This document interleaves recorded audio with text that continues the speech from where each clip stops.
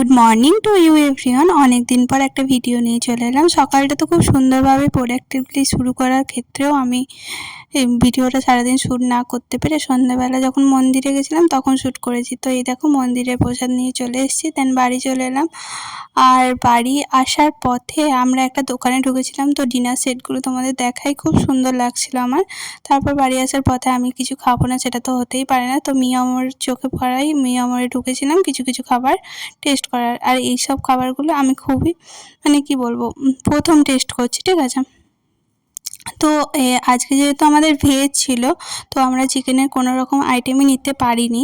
তো একটা choco muffin নিয়েছিলাম, সেটা তোমাদের লাস্ট দেখাচ্ছি। তো এটা পনির টিক্কা কিছু একটা রোল টোল ছিল, অতটা মনে পড়ছে না।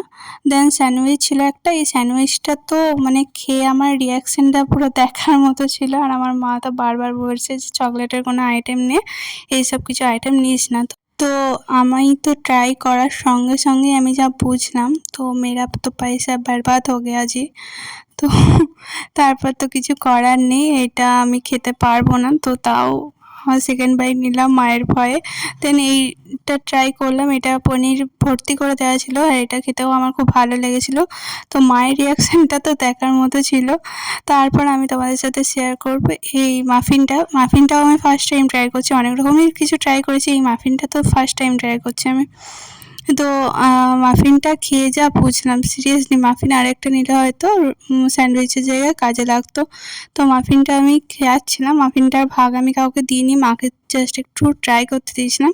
তো সব 1 পিস করে নেওয়া ছিল। তো এবার চলো মাকে ট্রাই করা যাক। তো মাও ফার্স্ট পনিরের এই আইটেমটাই ট্রাই করলাম, তো মায়ের বেশ ভালোই লেগেছে। তারপর আমি একটা সেজেগুজে ভিডিও বানাচ্ছিলাম, যেগুলো তোমরা শর্টসে দেখেই নিয়েছো আশা করি। দেন আমার বাড়ির সামনে হচ্ছে আইসক্রিমের দোকান আছে, তো আইসক্রিম আমি রাতে কিনতে চলে এসেছিলাম, মাঝে সাঝেই আসি। তো এই দিয়ে ডিনারটা কমপ্লিট। আর এইরকম ভিডিও দেখতে গেলে চ্যানেলটা সাবস্ক্রাইব করে রাখো। টাটা।